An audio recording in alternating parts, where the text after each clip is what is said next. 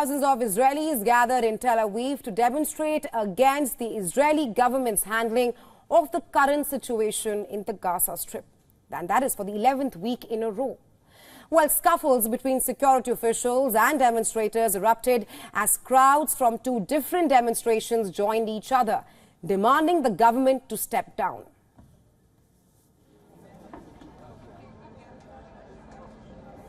They asked for hostages held in Gaza to be brought back immediately.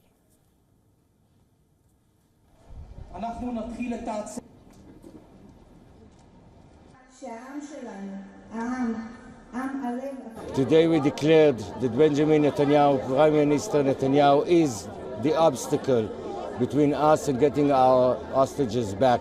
And we will relentlessly fight, legally of course, to have him removed from power and get someone else that can do the job and worthy of the situation that can bring our beloved ones back. Until then, Benjamin Netanyahu is the main obstacle. Demonstrations also took place in London, demanding an end to the war in Gaza. The agitators carried placards asking UK Prime Minister Rishi Sunak to stop aiding Israel.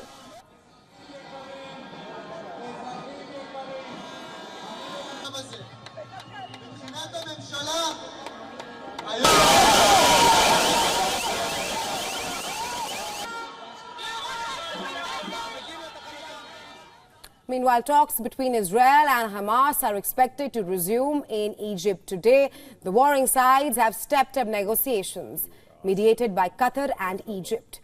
Well, Netanyahu's office said he has authorized the Israeli negotiating team to meet with mediators in both Egypt and Doha.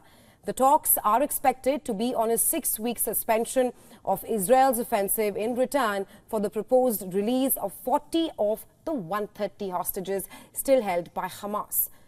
Egyptian Foreign Affairs Minister met in Egypt with his counterparts from France and Jordan, with the situation in Gaza at the forefront of talks. Speaking at a press conference alongside Shukri and Francis John, Jordanian Foreign Minister said that famine in Gaza can be dealt with in a short time only if Israel opened the land crossings and border for aid to enter.